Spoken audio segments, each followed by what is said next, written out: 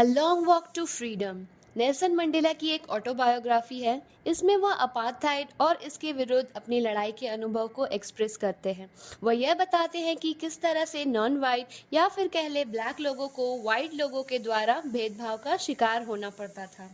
Apartheid basically एक ऐसी policy थी जिसके अंतर्गत साउथ अफ्रीका के लोगों को उनके रंग या नस्ल के आधार पर क्लासिफाई किया गया था।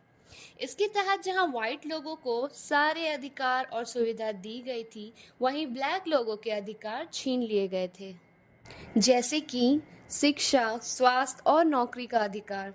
यहाँ तक कि वह कहाँ शादी कर सकते हैं और कहाँ नहीं, इस पर भी ब्लैक लोगों पर पाबंदी थी। इसी अपार्थाइड या फिर नस्ल भेद के विरुद्ध नेल्सन मंडेला और उनके साथियों ने एक लंबी लड़ाई लड़ी और फाइनली 1994 में एक लोकतांत्रिक देश बनाने में कामयाब हुए। इसी अपार्थाइड या फिर नस्ल भेद के विरुद्ध नेल्सन मंडेला और उनके साथियों ने एक लंबी लड़ाई लड़ी और फाइनली 1994 में एक लोकतांत्रिक देश बनाने में कामयाब हुए। वह 1994 में साउथ अफ्रीका के पहले ब्लैक प्रेसिडेंट बने।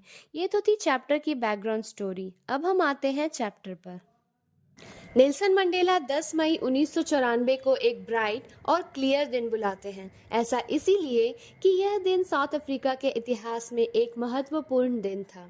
साउथ अफ्रीका के लोगों को आज के दिन एक नई आशा मिली थी, जहां सभी नस्ल के लोगों को भेदभाव से आज़ादी और बराबरी का अधिकार मिला।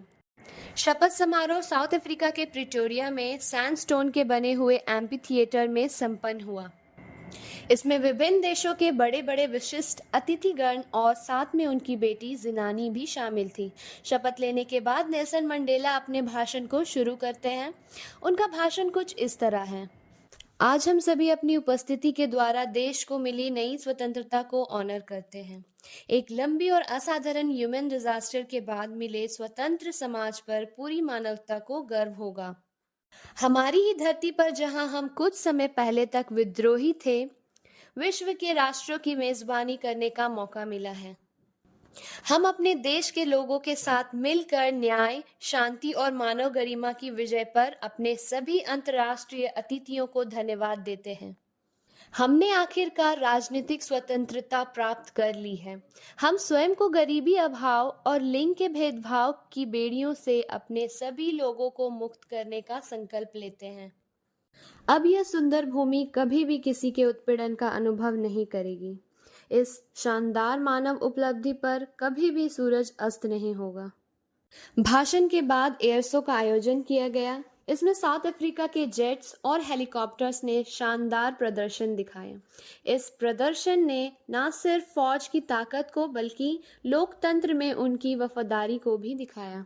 आज जबकि ऊंचे पदों पर बैठे जनरल्स मुझे सैल्यूट कर रहे हैं और अपने वफादारी की शपथ ले रहे हैं, इस बात को मैं बखूबी समझता हूँ कि यही जनरल्स कुछ सालों पहले मुझे सैल्यूट ना करके अरेस्ट कर लेते।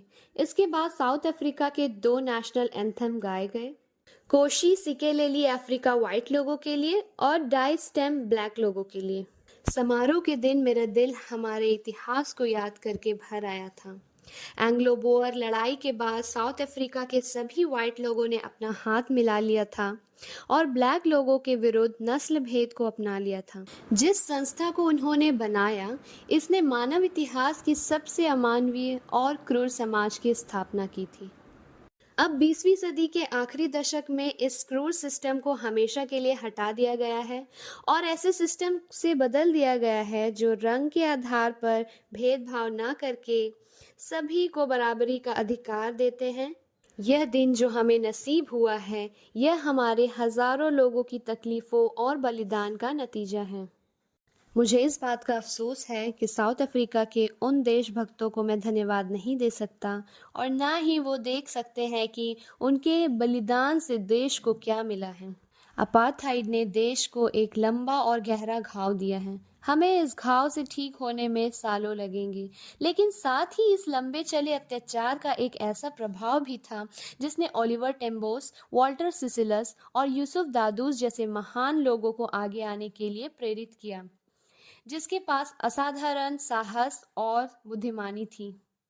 इस धरती के नीचे वैसे तो बहुत कीमती मिनरल्स और जेम्स दबे हैं, लेकिन मैं मानता हूँ कि यहाँ के लोग हीरे से भी ज़्यादा बेहतर और सच्चे हैं।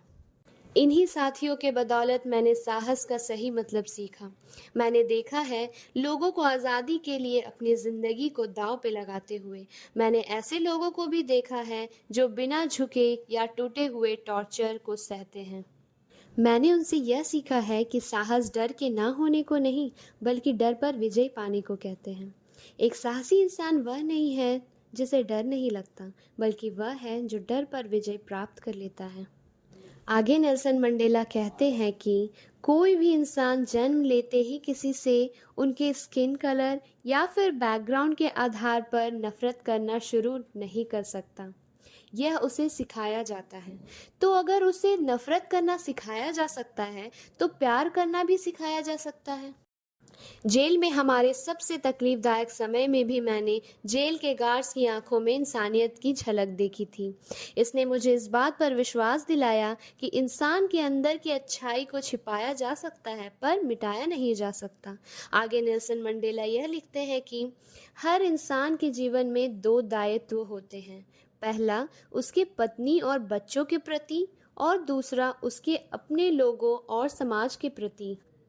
एक सभ्य समाज में किसी भी इंसान के लिए दोनों दायित्वों को पूरा कर पाना संभव है, लेकिन साउथ अफ्रीका में मेरे जैसे लोगों के लिए यह कर पाना लगभग असंभव था।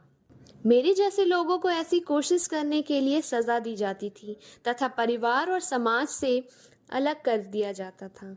जब मैंने अपने लोगों के प्रति अपने दायित्व को पूरा करने की कोशिश की, तो मुझे एक बेटे, एक भाई, एक पिता और एक पति के रूप में अपने दायित्व को पूरा करने से रोक दिया गया। हालांकि जन्म के साथ मुझ में स्वतंत्रता की भूख नहीं थी। मैं तो अपनी नज़र में स्वतंत्र ही पैदा हुआ था। मैं स्वतंत्र था खुले मैदान में दौड़ने के लिए, नदी की धारा में तैरने के लिए और बैल की सवारी करने के लिए, जब तक मैंने अपने पिता की आज्ञा मानी और अपने लोगों की परंपरा का पालन किया। मुझे किसी भी तरह की परेशानी नहीं थी। लेकिन धीरे धीरे जैसे मैं बड़ा हुआ, मैंने देखा कि मेरी स्वतंत्रता तो एक भ्रम थी। मैंने जाना कि मेरी स्वतंत्रता तो पहले ही छीनी जा चुकी थी। ना सिर्फ मेरी, बल्कि मेरे जैसे सभी लोगों की स्वतंत्रता छीनी जा चुकी थी।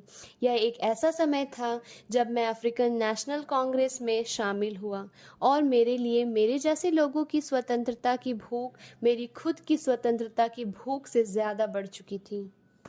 इस सोच ने मुझ में एक नई जान डाल दी थी, और इसने मुझे एक डरे हुए इंसान से एक बहादुर और निडर इंसान में बदल दिया। मुझे अपने घर और परिवार को छोड़कर एक मॉन्क की जिंदगी जीने को विवश होना पड़ा। अब मैं एक बागी बन चुका था, जिसे खुद और अपने लोगों के लिए लिमिटेड फ्रीडम नहीं चाहिए थी।